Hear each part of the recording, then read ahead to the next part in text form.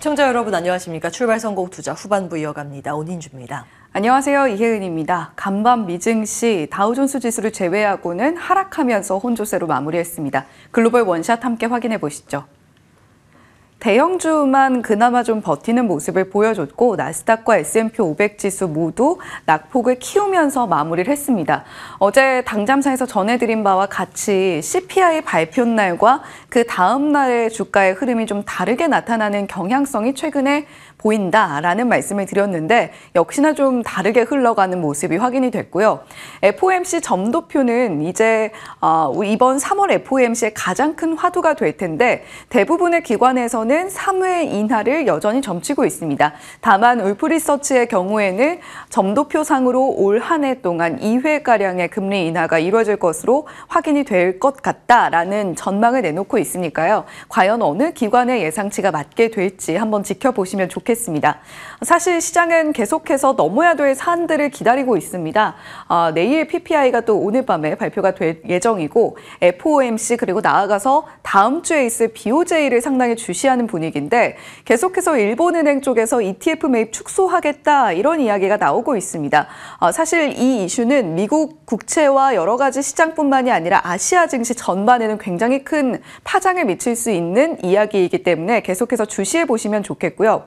국채 금리가 3거래일 연속 상승 흐름을 보이고 있습니다. 시장에는 상당한 부담으로 작용할 수밖에 없는데 간밤에는 30년물의 국채 입찰이 있었죠. 220억 달러 규모였는데 이틀 새에 무려 600억 달러의 국채 입찰이 계속해서 이루어지고 있는 상황입니다. 어제 있었던 10년물의 경우에는 수요가 부진한 모습을 보여줬다면 30년물 입찰의 경우에는 견조한 수요를 나타냈는데요.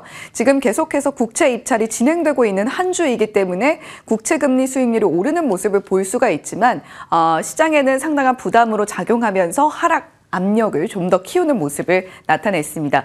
원자재들은 한편으로 랠리를 펼치고 있는데요. 금은 2,180달러 선에서 거래를 마쳤습니다. 0.7%가량 오름세를 보인 건데 그동안 금에 치중되어 있던 랠리가 이제 은 쪽으로 좀 옮겨간 모습입니다. 3% 넘는 오름폭을 보여줬고 프리포트 맥모란 같은 종목을 보시면 구리 가격도 상당히 오르는 모습을 함께 나타내고 있는데 중국에서의 생산이 줄어든 영향도 함께 작용하고 있고요. 구리 관련 오늘 우리 시장에서도 함께 지켜보시면 좋을 것 같습니다. 미국은 원유 재고가 감소했다라는 소식이 들려왔는데 WTI 원유 선물 오랜만에 급등세를 보여줬습니다. 3% 가까운 상승폭 보여줬고요. 79.63달러 선에서 80달러 목전에 두고 거래를 마치는 모습 살펴볼 수가 있었습니다. 인텔은 보조금에 있어서 약간의 흔들림이 감지됐는데 주가는 보다 큰 흔들림을 나타냈습니다. 4% 넘게 빠졌고요. 비트코인 가격 계속해서 사상 최고가 경신을 해내고 있는데 지금 계속해서 73,000달러 선에서 움직임 나타내고 있습니다. 비트코인 관련주들도 함께 가기 마련인데 간밤에는 표정이 좀 엇갈렸거든요. 마이크로 스트래티지 같은 경우는 블랙록에 이어서 비트코인 보유량이 가장 많은 기업 중에 하나입니다. 10% 넘게 오름세를 보인 반면에 코인베이스는 전환사채 이슈가 불거지면서 1% 넘게 빠지는 모습을 보여줬습니다.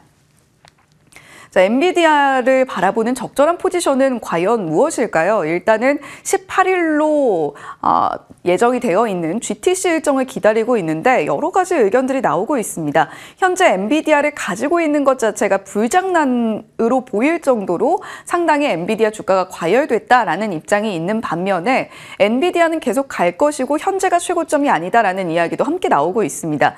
이런 와중에 엔비디아를 직접 가지고 가는 위험을 감수하기보다 엔비디아를 자산군으로 담고 있는 ETF 상품에 투자하는 것도 하나의 방편이 될 수 있다는 이야기도 나오고 있는데요. 일단 간밤에는 반도체 종목들은 일제히 빠지면서 필라델피아 반도체 지수도 2.47%나 급락하는 모습을 보여줬습니다. 전일의 상승폭을 모두 반납했고요. 다만 러셀 2000 지수는 소폭 오름세로 마무리를 했습니다. 첫걸음, 어떤 첫걸음일까요? AI 규제의 첫걸음입니다. 지금 유럽은 상당한 규제의 법안들을 촘촘하게 마련을 하고 있습니다. 규제 3법이라고도 할 수 있을 것 같은데 인공지능 규제안 AI법, 디지털 서비스법, DSA, 그리고 우리가 디지털 시장법이라고 하는 DMA 세 가지가 있습니다. 이미 DSA와 DMA는 발효가 된 상황이고요. 이제 어제 이 EU에서 또 한 번 AI법이 가결이 되면서 앞으로 AI에 이 기술을 선보이는 측면에 있어서 상당한 규제의 압력을 유럽 지역에서 받게 될 걸로 예상이 됩니다. 이 AIA를 상세하게 들여다보면 4단계 위험 등급으로 분류를 한 상황이고요. 절대 허용되지 않는 AI 기술부터 고위험 등급, 그리고 상당히 낮은 등급까지 총 4단계 분류입니다. 그중에서도 고위험 등급으로 분류된 기술이 의료라던가 또는 교육이라던가 이런 공공 서비스 분야, 자율주행까지 포함이 되어 있기 때문에 유럽에서 이런 기술들을 펼치는 데 있어서 상당한 제약이 우려가 되는 상황이고요. 무엇보다 쟁점은 안면인식이라던가 홍채인식 같은 이런 생체인식 부분에 있어서도 금지될 것이 분명해 보이는 법안의 내용에 담겨 있다는 겁니다. 생성형 AI의 저작권 문제는 최근에 또 엔비디아의 네모 관련해서도 이야기가 나온 바가 있는데요. 이 부분에 있어서도 명확하게 규제를 하고 있는 만큼 상당한 판도의 변화가 예상이 됩니다. 일단 EU 측에서는 앞으로 AI 규제의 표준은 유럽이 될 것이다라는 이야기를 내놓고 있는 반면에 기업들은 이런 전방위적인 규제가 굉장히 우려스럽다라는 입장을 펼치고 있어서 앞으로의 이 간극이 좁혀질 수 있을지는 계속해서 주시를 해보셔야 되겠고요. 반도체 추가적인 이슈 체크 들어가 보겠습니다.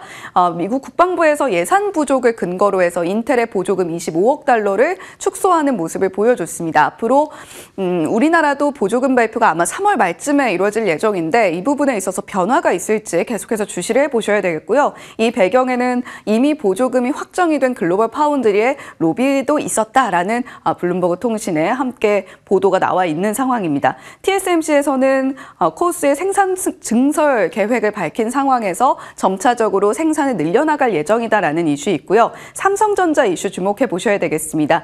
AMD의 MI300용 HBM3 테스트 통과했다라는 이야기 들려오고 있으니까요. 오늘 주가에 영향 미칠 수 있는지 한번 체크해 보시면 좋겠습니다. 테슬라도 주가 상승이 참 간절한데 간밤에 또 한 번 빠지는 모습을 보여줬습니다. 그동안 테슬라에 굉장히 우호적이었던 모건 스탠리의 아담 조나스 애널리스트, 간밤에는 자동차 산업 전반에 대한 투자 의견을 매력적이다라고 상향하는 모습을 보여줬습니다. 이에 따라서 전통적인 완성차 업체들의 주가가 상승하는 모습을 보여줬는데 이렇게 최근에 하이브리드, 전통적인 완성차 업체들에 대해서는 호의적인 의견, 전기차 시장에 대해서는 굉장히 부정적인 의견을 꾸준히 내놓고 있는 아담 조나스 애널리스트입니다. 전통 제조업체들의 포트폴리오 재구성이 결국 자본 효율로 이어진다라는 의견인데 우리도 완성차 제조업체들 어제 주가가 잘 흘러갔던 바가 있죠. 함께 지켜보시면 좋겠고요. 중요한 이슈입니다. 월스트리트 저널에서 전기차 스타트업 피스커가 파산 준비를 하고 있다라는 보도를 내놨습니다. 피스커는 지난해 매출이 2억 달러 수준, 3억 달러 수준에 있었던 것에 비해서 부채 규모가 상당히 컸는데요. 뉴욕 증권거래소에서 지금 상패 가능성까지도 예고를 하고 있는 상황이기 때문에 앞으로 전기차 시장에 굉장히 또 암울한 하나의 전망이 될 것으로 예상이 됩니다. 테슬라에 대해서는 IB들의 투자 의견이 엇갈린 상황 속에서 앞으로 타개를 해 나가야 될 상황이 점차적으로 힘들어 보이는데 머스크 CEO가 독일의 공장도 방문을 했다라고 하니까요. 앞으로 주가에 어떤 흐름들이 나타나게 될지 하나하나 체크해 보시면 좋겠습니다. 네, 이렇게 뉴욕 증시 혼조세로 마무리를 했는데요. 우리 시장은 어떻게 흘러가게 될까요? 우리 시장 분위기가 괜찮았는데 간밤 전기차 악재들이 요소요소해서 발목을 잡아서 그것을 어떻게 우리가 장중에 소화하게 되는지 굉장히 중요해 보입니다. 그걸 제외하고 나머지 보겠습니다. 어제 마감가 함께 체크해 보시죠. 얼마만인가요? 코스피 장중에 2,700선 터치하기도 했습니다. 이때죠? 2년 만입니다. 그리고 나서 종가는 여기보다 조금 아래에서 멈췄지만 그래도 장중에 힘겨운 계곡을 버텨내는 그런 움직임이 특징적이었습니다. 양시장 모두 상승불로 마무리가 됐습니다. 이렇게 상방을 버티게 한 요인, 크게 정부 정책에 대한 기대감이었는데 공매도 금지 연장될 거다. 시장이 여기에 주목을 했습니다. 13일 어제 공매도 제도 개선 간담회가 열렸는데 여기에서 나온 발언 가운데 6월 말에 공매도 전면 재개에 대해서 어떠십니까? 라는 질문이 나왔을 때 이복현 금감원장이 확답을 하지 않았다. 연장이 될 수 있겠구나. 시장은 이렇게 보기도 했습니다. 또 한 가지 포인트는 밸류업 기대감이 여전히 자리하면서 관련 기업들의 신고가가 속출했다는 점인데요. 잠시 후에 조금 더 자세히 들여다보겠습니다. 이게 뭘까요? 갑자기 시장이 롤러코스터를 탔습니다. 훅 밀렸다, 훅 올라왔는데 하방 요인 크게 두 가지입니다. 지정학적 리스크가 대두되기도 했습니다. 푸틴 대통령이 핵무기라는 단어를 꺼내 들자 갑자기 외국인이 이 시점을 기점으로 매도 행렬에 동참을 하는 모습, 특히 코스닥 시장 매도 포지션을 크게 잡으면서 이때죠. 그러면서 이제 지수가 밀리기도 했는데 사실은 지금 당장 핵무기 사용한다는 내용은 아니었습니다. 지금은 아니지만 국가 존립 위협 시라는 전제가 있었죠. 그걸 보면서 이제 어느 정도 안정세를 찾아가는 모습이었는데 가장 주된 요인은 HLB였습니다. 어제 놀라셨을 것 같은데 가남 신약 리보세라닙 승인 불확실하다. 루머가 확 퍼졌었죠.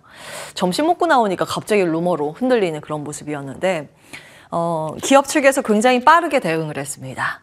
신약 승인 과정 변수 없다. 공지를 바로 걸었고 이런 루머를 유포한 사람을 찾아서 엄중 대응하겠다. 이런 공지를 하기도 했습니다. 그러면서 바로 이제 주가도 회복하는 모습이었는데요. 변동성 보면요. 굉장히 어지럽죠. HLB만 하면 위아래로 20% 왔다 갔다 했고 HLB 생명과학은 30%가 왔다 갔다 했습니다. 저가 보면 HLB는 16%까지 고꾸라졌다가 마이너스 3% 양봉 마감에 성공을 했고 계열사 중에서 가장 시세가 강했던 건 HLB 생명과학이었습니다. 마이너스 1%에서 플러스 16%까지 폭등을 했습니다. 그리고 시간 외거래에서도 보면 생명과학이 추가적으로 1% 올랐습니다. 테라퓨틱스가 가장 크게 시외에서는 움직였는데 여기에서도 저점 대비 올라오는 폭이 굉장히 컸죠. 마이너스 10%에서 플러스 6% 가까이 됩니다.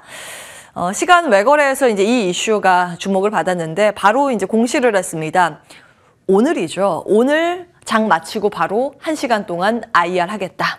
수습을 굉장히 강력하게 빠르게 했습니다. 그런 점이 보탬이 되면서 HLB 그룹을 필두로 해서 완전히 밀려 있었던 바이오주가 같이 일어서면서 지수가 저점 대비 올라서는 모습입니다. 밸류업 갑니다. 외국인은 여전히 밸류업을 참 사랑하는 듯합니다. 어제 외국인 순매수 상위 종목 코스피 기준으로 1위부터 15위까지 ETF 제외하고 정리를 해봤는데요. 자, 보시면 현대차, KB금융, 삼성전자, 우선주, 삼성물산, 우리금융지주, 신한지주, NH투자증권 모두 밸류업 관련 기업들이죠. 어제 다 담았습니다. 그 밖에 좀 눈에 띄는 건 기계장비 쪽인데 요거는 또 인프라 테마로 볼 수 있습니다. 이것도 잠시 후에 따로 정리를 해보도록 하고요. 금융주에서 무더기 신고가가 나왔습니다. 어제 신고가 장중에 터치했던 기업들이고 은행 ETF, 증권 ETF 3, 4%의 급등세를 시현했습니다. 정부가 밀고 기업이 끌고 양쪽에서 이 기대감을 계속 이제 불씨를 지피고 있는데요. 그 전날에는 NH투자증권 자사주 매입 소각 결정을 하고 그 다음날 바로 어제 키움증권에서 기업가치 재고 방안을 발표했는데 아주 이상적으로 발표를 했습니다. 주주환원, 수익성, 책임 경영, 투자자와 소통을 강화하겠다. 이 네 가지 모두 언급이 되면서 기업들이 굉장히 적극적으로 정부의 의지를 따르는구나를 확인할 수 있는 하루였고요. 또 이복현 금감원장의 미국 유럽 밸류업 프로그램 세일즈에 한국투자증권과 미래에셋증권이 동행하기로 결정하면서 와 여기에도 의지가 잘 맞고 있구나라는 걸 확인할 수 있는 그런 내용들이었습니다. 시간 외거래에서 추가 상승을 한 쪽도 키워드가 배당, 자사주 소각, 자사주 취직, 주주 환원 정책이죠. 상승한 종목 빨간색이고요. 이쪽은 기대했었는데 배당 실시 안 한다고 결정을 하면서 떨어졌습니다. 주주 환원 중에서 가장 강력한 정책은 자사주 매입하는 것보다 태우는 거, 소각이 가장 강력하죠.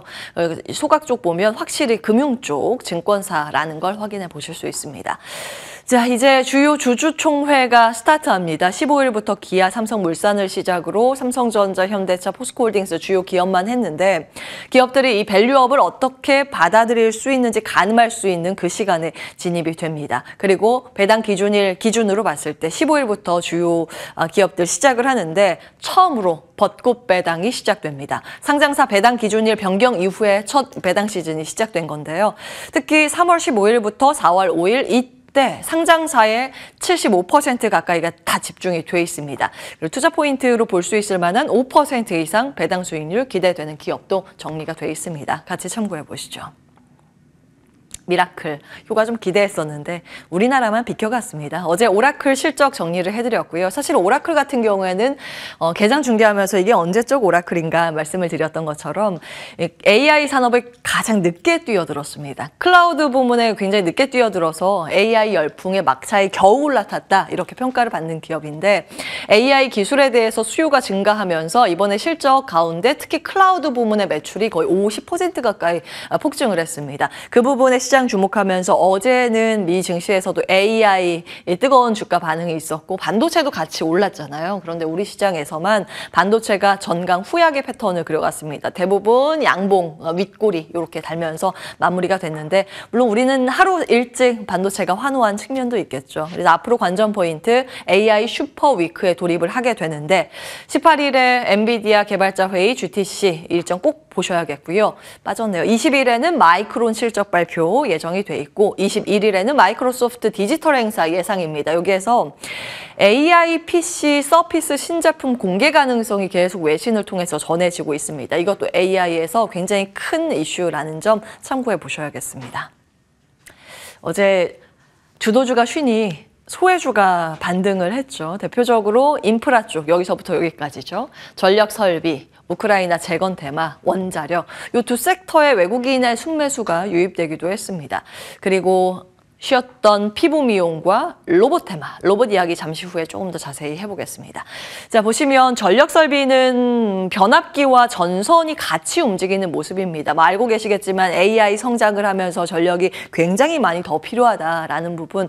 그렇기 때문에 변압기, 전선 등의 인프라 구축이 시급하다라는 게 미국부터 지금 시작이 되고 있습니다. 다만 우리나라는 미국 매출 비중이 찍히는 것, 실제로 나오고 있는 사이클에 들어간 건 변압기인데 전선은 추후에 숫자 확인 필요해 보입니다. 우크라이나 재건 테마이긴 하지만 건설기계도 결국에는 인프라 테마로 묶어서 볼 수 있겠고요. AI 성장하면서 전력 부족하니 그 공백을 메울 수 있는 대안으로 미국에서도 원자력 주목을 하고 있습니다. 다만 우리나라는 미국과 좀 다릅니다. 미국은 우라늄 채굴하는 기업부터 이제 업스트림부터 다운스트림까지 굉장히 기업들이 세분화돼 있고 탄탄한 편인데 우리나라는 불확실성 두 가지 요소는 발목을 잡고 있어서 앞으로 원전 보시는 분들 체크해 보셔야겠습니다. 웨스팅하우스 와 그 분쟁 문제가 아직 해결되지 않았죠. 그게 해결이 된다면 확실히 원전 관련 기업에는 호재가 될 수 있겠고요. 법상 고준위 특별법이 아직 국회에서 계류 상태에서 통과가 되지 않고 있습니다. 오랫동안 좀 계류가 돼 있는데 지금 폐기물 관련해서 이 문제도 시급하게 좀 풀어야 할 내용입니다. 이 두 부분이 어떻게 이제 발목을 잡고 있기 때문에 같이 체크해 보셔야겠고요. 오늘 내일은 좀 변동성 확대 가능성도 염두에 두셔야겠습니다. 우리나라 오늘 내마녀의 날이기도 하고 미국은 금요일에 선물 옵션 만기일이기도 합니다. 오늘의 주요 일정. 우주 방산 일정 두 가지 눈에 띄고요. 그 밖에 엔젤 로보틱스, 산업용 로봇 제조 기업인데 공모청약 시작입니다. 그리고 또 흥미로운 영상이 있어서 오늘 이 부분으로 마무리하고자 합니다. 조금 전에, 몇 시간 전에 유튜브를 통해서 공개된 영상인데요. 지금 시장의 반응 정말 충격적이다. 어떤 영상일까요? 먼저 영상 보고 돌아오겠습니다.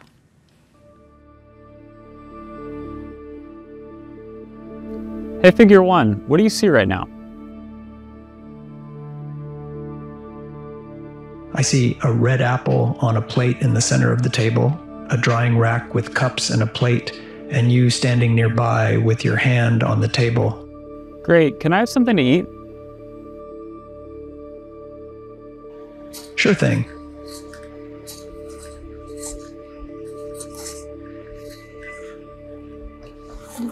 Great. 예, 인공지능과 소프트웨어와 하드웨어가 접목이 되는데 그 양쪽의 기술의 발달 속도가 굉장히 빠르다는 걸 아실 수 있습니다. 지금 뭐가 보이냐 했을 때 지금 보이는 상황, 어떤 물건이 있고 이 인간이 어떤 자세를 취하고 어디에 있는지를 인지한 후에 그것을 이야기합니다. 그리고 뭐 좀 먹어도 되냐 했더니 물론 하고 자기가 판단한 후에 사과를 집어서 주는 영상까지 확인을 하셨는데 이후에는 더 놀랍습니다. 왜 나한테 사과를 줬냐라고 물어봤더니 지금 이 테이블 위에서 먹을 수 있는 건 유일한 건 사과밖에 없다라고 대답을 하기도 하더라고요. 굉장히 기술 발전에 빠릅니다. 뭐 참고로 이 만드는 회사는 미국의 스타트업 기업인데요.